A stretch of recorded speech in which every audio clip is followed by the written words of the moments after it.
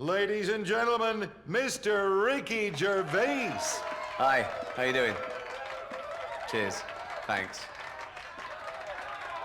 I have been known to have a go at fat people. But the truth is, I'm a bit overweight myself. No shit. Someone shouted, no shit. Could be that.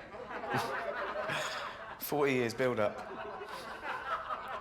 I actually had to have a medical for this tour, and I've had medicals before for TV work, and they just check your pulse and go, you're fine. But I went along to the doctor, and he said, oh, it's a bit more thorough than usual. You know, it's a big tour. We need a urine sample. I've never had to do that before, so, you know, I went to the toilet, filled up this little bottle he gave me, good as gold, gave it back to him. He went, oh, can you strip down to your boxer shorts? I thought, this is thorough. So I stripped down to my boxer shorts. Oh, the one day I wear white boxer shorts, big wet patch from the wee. Well, why didn't he warn me? Why didn't he say, be careful, I'll be checking for stains in a minute? Do you know how... So embarrassing, there's nothing I could do. I told my friend, and my friend went, you should have gone Commando. Well, that would have been less embarrassing, wouldn't it? So now I strip down to my boxer shorts and I go, oh God, I've wet myself, what can I do? I know. Go Commando. Do commandos not wear pants? Why is it called Go Commando? They must wear pants. Any commandos in, do you whip?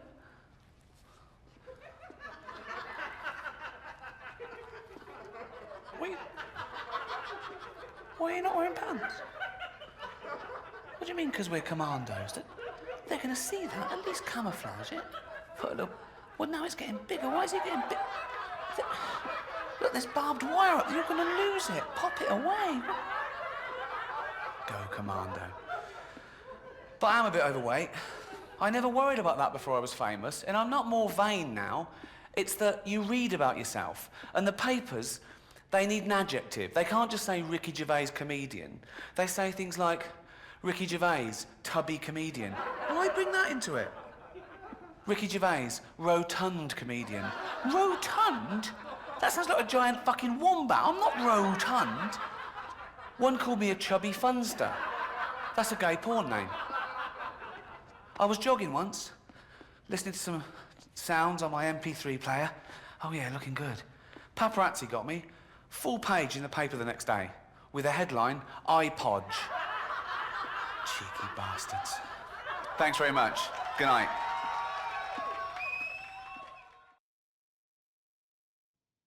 And now, Mr. Ricky Gervais. Oh, thank you. Hi. Wow, thank you very much. What a lovely welcome. As you know, I do a lot of charity work. But in all honesty, I think that some causes are more worthy than others. Obviously, cancer is a very worthy cause. AIDS is a very worthy cause. But I got asked to do a benefit gig recently for sufferers of obesity. What? Sufferers of obesity. I said, you mean fat people? She went, no, because well, she actually went, no, because she was eating. So she went, obesity is disease. Oh, no, it's not, is it? No, it's not. You just like eating, don't you?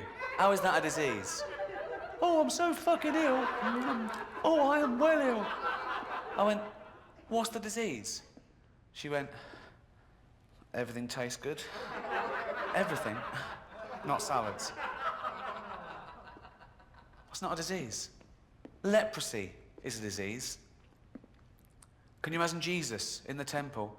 People coming up to him in bandages going, Jesus, my flesh is falling off. And he goes, I can't stop now. There's a fat woman over there on her third pie. I saw a documentary about a woman who was 350 pounds because she ate 10 pie and chips a day. That'll do it. 10 pie and chips a day. 10 separate meals, 10 separate trips to the chip shop. In a cab. Didn't even walk that. Wasted calories. So in this documentary, they wired her jaw together to try and stop her eating. So she liquidized 10 pie and chips a day. Pie smoothies. Now she's not even chewing. That used up 10 calories.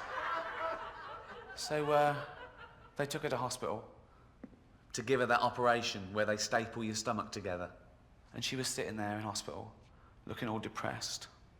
Well, you can't eat for an hour before an operation, can you? And she went, it's a dangerous operation, but it's the only option left. Huh? Huh. One, jogging. Oh, you don't even walk. Salads? You don't like salads? Okay. 9 pie and chips a day? That's a start, isn't it?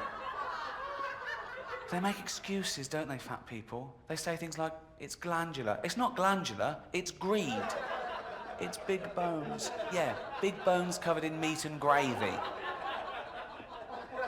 Unbelievable. Always complain. Oh, aeroplane seats. They're not big enough for someone like me. No, they're not. Because if they were, we'd get 12 fucking people on the plane. It's not fair. It is fair. You ate too much. And if we're talking about fairness and aeroplanes, why is it that I get the same luggage allowance as a guy who's 400 pounds? We're both allowed 32 kilograms on the plane. I want to go, no, he used up his 32 kilograms on his tits. Thanks very much. Good night. Enjoy your meals. Not you. You've had enough.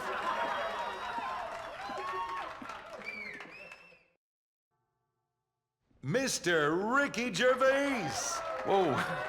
Oh, thank you. Yeah, it really is me. Calm down. I do a lot of work for charity. I don't do enough. They say you can always do more. But I look at it like this. It's a pain, isn't it? Nothing in it for me.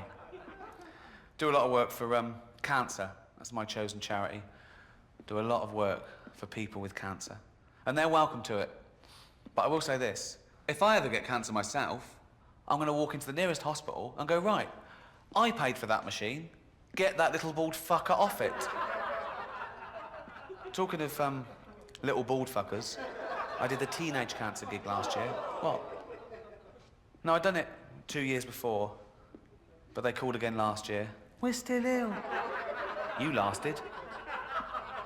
It's a great gig, though. The kids with cancer get in for free, and you meet them afterwards, and, you know, they come backstage and you sign stuff for them. And I was doing the gig this last year, and I looked down and I recognised one of them. And I thought, oh yeah, he came backstage 2 years ago. He was telling me about his illness, and he said he was 18. And that was then, that was 2 years ago, so now he must be 20. So how the fuck is he still a teenager? And I was doing the gig, and he was laughing along, and I was thinking, yeah, you laugh it up, mate. I was fuming. And eventually it got too much for me. And I went, all right, mate, I recognise you. I went, hello, yeah. You came backstage 2 years ago? I went, yeah. I said, you said you were 18 then? I went, yeah, so you're 20 now? I went, yeah. I said, get out. And I called security, and they came. He struggled, but he was weak. I mean, I think they'd worked out, because although they had trouble getting hold of him to start with, do you know, but eventually his drip nearly had someone's eye out. The crowd started booing. I went, hear that? They don't want to see someone like you take the piss out of me. No money. I do a lot of work for AIDS as well. I've worked for AIDS charities for many years, from the mid to late 80s. And back then, people, they didn't know what's this new disease called AIDS? I mean, it's gone from strength to strength now, hasn't it? It's gone global, it's doing very well. Got its own day and everything. World AIDS Day, 1st of December. I don't think it'll ever take off like Christmas. We don't do anything in our house, no decorations. You can't even get a card. They don't do, sorry, you got AIDS cards. They don't exist. Fascinating fact about AIDS. People always learn stuff from my lectures. This is absolutely true. The HIV virus was actually a combination of 2 separate viruses in rhesus monkeys, and it formed a rudimentary form of AIDS. And this was passed to chimpanzees. Sometimes chimps will get a bloodlust and they'll eat a rhesus monkey, and it sort of mutated and evolved in chimpanzees. And because we're 98.6% genetically identical to chimpanzees, it was able to be passed to humans.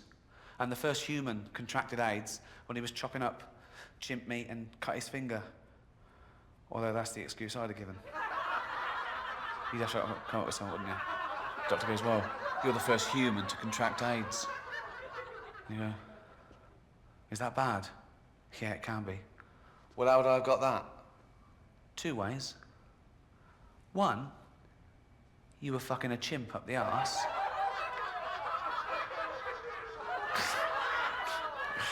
Fucking a chimp up the arse. No way. What's the other way I could have got it? Well, I suppose you could have been chopping up a chimp and cut your finger that one. I bet he went straight out into the jungle and found that chimp and went, "Oi, you fucking gave me AIDS." I gave you what? You gave me AIDS. I gave you a blowjob. Shush. No, I got AIDS from you. Well, how did I get AIDS? From eating monkeys. I don't eat monkeys. You're either eating them or fucking them. I was eating them. Tastes like chicken. That's how it happened. Thanks very much. Good night.